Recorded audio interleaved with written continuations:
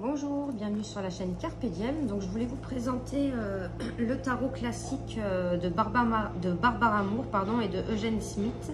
Donc en fait ce tarot là je l'ai acheté, alors pas pour les illustrations parce que bon, il suit vraiment le Rider-Waite, c'est vraiment un Rider-Waite classique. Mais je sais pas, c'est le visage des personnages que j'aime pas trop. Mais je l'ai surtout acheté pour le livre et il y a pas longtemps j'avais vu la vidéo, la chaîne des harmoniques de l'amour. En fait, elle est en train de présenter tous ces jeux de Barbara Moore. Et en fait, il y a cette version-là que le coffret, bon, il est bleu foncé. Et il y en a une autre, mais c'est le même, hein, je pense que ça doit être... c'est les mêmes cartes, le livre et tout, tout est pareil, sauf que c'est la boîte qui a changé. Ça, c'est les éditions Ada. Je sais plus, hein, je sais plus si c'était Ada. Je pense que c'était aussi Ada, mais la boîte, elle est plus dans les couleurs bleu ciel, il me semble. Donc ça, c'est un coffret des éditions Ada. Donc je l'ai trouvé d'occasion sur Vinted à un prix raisonnable. Donc nouvelle expression de l'imagerie intemporelle du tarot. Que vous soyez un cartomancien débutant ou expérimenté, ce jeu facile à utiliser est le guide idéal pour explorer le monde du tarot. S'inspirant des images, des symboles et des significations classiques du Rider-Waite-Smith, le jeu de tarot le plus populaire dans le monde, le tarot classique est fermement enraciné dans les fondements de l'interprétation moderne. Découvrez une iconographie évocatrice basée sur le système traditionnel Rider-Waite-Smith, mais avec une perspective nouvelle et conviviale. Étudiez le symbolisme des cartes, les associations astrologiques et élémentales, ainsi que la signification des cartes renversées. En se focalisant sur des interprétations classiques et du XXIe siècle, le compagnon du tarot classique vous fournit tous les outils dont vous avez besoin pour améliorer vos lectures et votre compréhension des cartes. Donc c'est un gros coffret, hein. Bon, moi là, je l'ai acheté d'occasion, donc la boîte elle est abîmée, mais je mettrai du scotch. Et en plus, enfin je sais même pas si je vais garder la boîte parce que je sais que c'est un jeu que je ne revendrai pas parce que je l'ai acheté vraiment pour le livre. Et les cartes, bon bah je les garderai, hein, parce que voilà. Donc on a une boîte comme ça.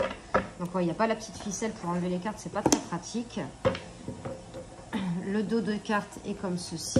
Les tranches sont neutres, mais moi je les colorierai parce que bon, la personne elle l'a utilisé et les tranches elles sont un peu jaunies. Mais bon, en fait c'était surtout pour le livre que je l'ai acheté.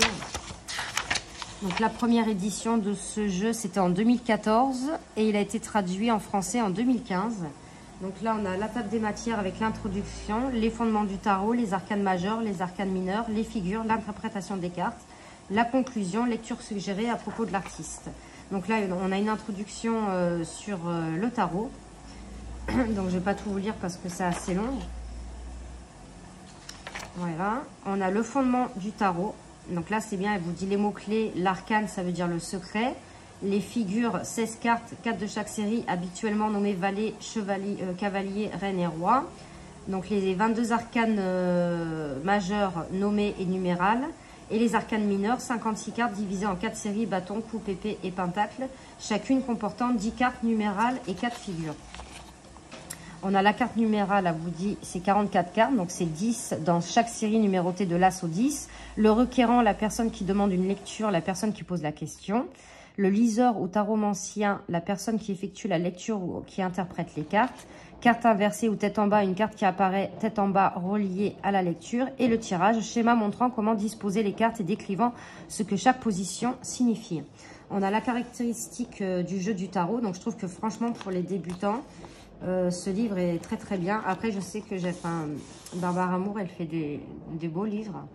On a une brève histoire sur le tarot. Donc ça c'est généralement comme dans tous les livres du tarot, on vous met. On a les correspondances. Les cartes renversées, une petite explication sur les cartes renversées. Alors là, il vous dit quoi? D'autres cartomanciens modernes se servent des cartes renversées, mais utilisent un système à la place des significations traditionnelles. Au lieu des significations des cartes individuelles renversées, ils attribuent une signification générale qui influence la carte renversée. En voici quelques exemples. Toutes les cartes renversées disent le contraire de leur signification à l'endroit. Toutes les cartes renversées indiquent que l'énergie de cette carte est bloquée, réprimée ou niée.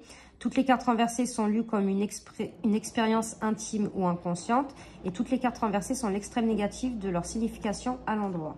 Donc là, c'est quelques exemples qu'elle vous donne comment on les utilise, les cartomanciens, les cartes renversées. Donc là, on a les arcanes majeures. Donc elle vous dit qu'ils sont souvent considérés comme les plus importantes du tarot puisqu'elles sont les secrets majeurs. Elles représentent des événements déterminants, des jalons et des moments décisifs de la vie. Elles indiquent souvent une énergie spirituelle ou transformatrice et signifient fréquemment des expériences qui échappent à la volonté du requérant. Ensuite, on a, donc là, on a bien les arcanes majeurs. On a l'illustration de la carte en noir et blanc. On a le titre de la carte, le fou. On a des mots-clés renversés. On a l'astrologie, les éléments, le symbole. Donc là, on vous explique le chien blanc, ce que c'est, le baluchon. En fait, tout est détaillé, en fait, le détail des symboles sur la carte. Le soleil, le fou représente le début d'un nouveau voyage ou d'une nouvelle phase de la vie. Une phase qui peut sembler hasardeuse. Et alors le seul défaut que je trouve dans ce livre, donc là, vous voyez, donc là, c'est bien, on a le fou, on a la description, mais là, vous voyez, on a le magicien, donc on a la description, et la carte est derrière. Donc, je trouve dommage, je ne sais pas pourquoi ils ont fait comme ça le livre, je trouve ça vraiment dommage. Donc, c'est pas pour toutes les cartes, mais c'est sur pas mal de cartes. Donc là, on a le magicien, comme là, la grande prêtresse, on a la carte et la signification. En fait, je crois que ça doit être une carte sur deux, je pense, si je ne dis pas de bêtises, ouais, c'est ça, c'est une carte sur deux. Donc, le soleil, là, le monde. Et après, on a les arcanes mineurs. Donc, toujours par chapitre. Et on a une petite explication des arcanes mineurs avant la description des cartes. Vous voyez, il y a pas mal de choses. Correspondance des séries des arcanes mineurs. Là, on a un tableau correspondance traditionnelle. Donc, la lettre hébraïque. L'état alchimique, l'ange qui est associé, l'évangile, l'être élémentaire, l'animal. Donc, il est vraiment, je trouve qu'il est vraiment complet, ce livre. Voilà, après, on a la numérologie de 1 à 10, le nombre du tarot.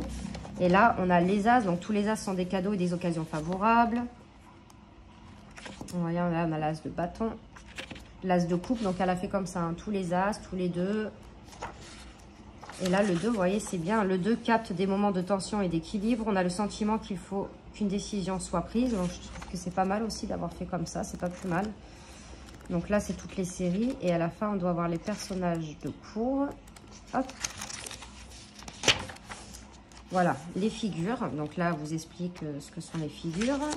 Des coupes, des épées, des pentacles, des bâtons. Les valets, les rois, chevaliers, reines. Et après, on a la carte et la signification. Donc, toujours pareil, on vous dit ce que représente la salamandre, la veste rouge, le bâton tenu à bout de bras. Vous voyez? Alors, c'est un peu plus succinct hein, pour les personnages de cours. Et ensuite, à la fin, donc on a l'interprétation des cartes. Donc, étudier les cartes du tarot. Donc, elle dit que ça fait beaucoup de choses à apprendre en raison de sa conception. Pour commencer à vous familiariser-vous avec la structure du jeu. Bon, là, il y a une erreur. Hein. C'est le jeu, c'est G-E-U. Mais elle a oublié. Enfin, il y a une erreur de frappe. Pas seulement en lisant sur le sujet, mais en mettant les cartes par groupe. Donc, ça, je l'ai déjà fait. C'est vrai que c'est intéressant. C'était aller en mettant toute la série de bâtons. Après, avec les valets, cavaliers, reine 1. Donc, elle explique de faire ça. Comment effectuer une lecture? Posez la question. Choisissez un tirage. Mélanger les cartes, tirer les cartes, interpréter la lecture, chercher les cartes des arcanes majeures. Donc, en fait, dans le tirage, vous regardez s'il y a beaucoup plus d'arcanes majeures, d'arcanes mineures, chercher les figures, analyser les séries présentes. Il est vraiment bien. Donc, en fait, j'ai vraiment acheté ce jeu pour le livre, en fait. Hein. Vérifier les nombres. Donc, si vous avez plus d'as, plus de 3, etc., elle explique. Chercher le schéma visuel créé par les cartes. Interpréter les cartes individuellement. L'entraînement aux lectures. Donc, pour devenir un bon cartomancien, il faut étudier la signification des cartes et les techniques de lecture. L'entraînement est un autre élément essentiel du processus. Plus vous effectuerez de lecture, plus vous prendrez de l'assurance et plus vous serez à l'aise, ce qui donne généralement de meilleures lectures. Ensuite, on a les signifiants. Donc ça, si admettons, je sais pas, alors elle explique là, parce que j'ai survolé quand même un peu le livre, admettons, pour représenter l'homme, beaucoup prenaient le magicien, et pour la femme, beaucoup l'impératrice, mais il y en a d'autres qui, elle est où là? Elle est là, mais beaucoup après disaient que c'est dommage d'enlever les cartes du jeu, enfin voilà, après ça c'est chacun, il fait comme il veut. Donc, l'apparence physique pour les bâtons. Donc, ça, je trouve ça super. La série des bâtons, c'est quelqu'un au teint clair, cheveux blonds et yeux bleus. Pour les coupes, les épées, les pentacles, les signes astrologiques, les personnalités. Pour les bâtons, une personne fougueuse, passionnée, énergique. Pour les coupes, une personne émotive, sensible, créative. Pour les épées, une personne intellectuelle, logique. Pour les pentacles, une personne terre-à-terre, pratique. L'âge, les valets, on vous dit, c'est un enfant ou une jeune femme. Le chevalier, un jeune homme. La reine, une femme et le roi, un homme. Comment lire pour vous-même? Écrivez votre question. Réfléchissez à la réponse que vous espérez. Pensez à la réponse que vous craignez. Faites de votre lecture un événement. Une seule lecture, vous êtes votre propre client. Évitez les cartes de clarification. Concluez avec détermination. Une technique. Seconde opinion. Les tirages. Donc là, on a des questions. Allez, hein, le tirage à une carte avec, admettons, qu'est-ce qu'il faut que je fasse aujourd'hui? Que devrais-je faire au sujet d'eux? Quel est le cadeau idéal pour ma nièce? Enfin voilà, on a plein d'exemples de questions. Là, on a la lecture à 3 cartes. Donc c'est soit passé, présent, futur. Soit la situation, le problème, la solution. La décision, le premier choix, le deuxième choix. La situation, quoi faire? Qu'est-ce qu'il ne faut pas faire? La situation, le défi, le conseil. Après, on a le tirage de la croix celtique. Donc, on a pas mal de tirages. On a le tirage du fer à cheval, le tirage pour faire un choix. Alors, attendez, je me suis mélangée. La croix celtique, le tirage du fer à cheval, le tirage pour faire un choix. Donc, ouais, voilà, ils reprennent le tirage là. Et on a une conclusion. Et après, des lectures suggérées. Et à la fin, on a à propos de l'artiste. Donc, dites-nous comment vous êtes devenu artiste. Donc là, c'est comme une petite interview. Donc, je trouve ça super original. Donc, voilà pour le livre de Barbara Maramour, Le compagnon du tarot classique. Et je vais quand même vous montrer les cartes. Donc, vous les connaissez. Donc, on va faire ça rapidement. Donc, le dos des cartes est comme ceci. Les tranches sont neutres. Et moi, en fait, ouais, ce qui me gêne, c'est, je sais pas, le visage des personnages. Ils sont carrés, ils sont, je sais pas. Donc là, on a le fou, le magicien, la grande prêtresse. Vous voyez, même la grande prêtresse, elle a le visage assez carré. Par contre, la qualité des cartes est très très bonne. Hein. Elles sont épaisses. Hein. Pardon, l'impératrice, l'empereur. Donc ici, met vraiment le Rider Waite. Hein. Le hiérophante, les amoureux, le chariot, la force, l'ermite, la roue de fortune, la justice, le pendu, la mort, la tempérance, le diable, la tour, l'étoile, la lune, le soleil, hop, le jugement, le monde. Et enfin, on va attaquer la série des bâtons. Donc, excusez-moi si je fais un peu vite, mais je crois que j'ai plus avoir beaucoup de place dans le téléphone parce que là, j'ai enchaîné les vidéos en fait. Donc, l'as de bâton. Donc, j'espère qu'elle va pas couper parce que j'ai pas envie de la refaire. 2, le 3, le 4, le 5, le 6, le 7, le 8, le 9, le 10, le valet, le cavalier, la reine et le roi. Donc les coupes, donc l'as de coupe, le 2, le 3. Par contre, j'aime bien le dos des cartes. Le 4, le 5, le 6, le 7, le 8, le 9, le 10, le valet, le cavalier, la reine, le roi.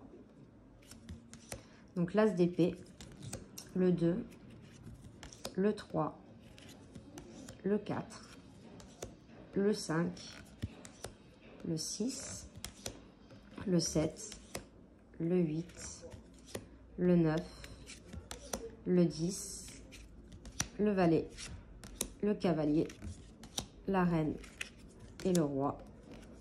Ensuite, on a l'as de denier, le 2, le 3, le 4, le 5, le 6, le 7, le 8, le 9, le 10, le valet, le cavalier, la reine, avec ce petit lapin, et pour finir, le roi. Donc, dites-moi, ça m'intéresserait si vous avez appris avec ce livre ou pas. Mais moi, personnellement, je le trouve super bien. Donc après, j'en ai un. J'ai celui d'Emmanuel Iger que j'ai acheté. Ça a été le premier livre que j'ai acheté sur le tarot Rider-Waite-Smith. Mais celui-là, je le trouve vraiment bien aussi. Donc, n'hésitez pas à mettre des commentaires, à liker, à vous abonner. Moi, je vous fais de gros bisous et on se retrouve pour de prochaines vidéos. Merci.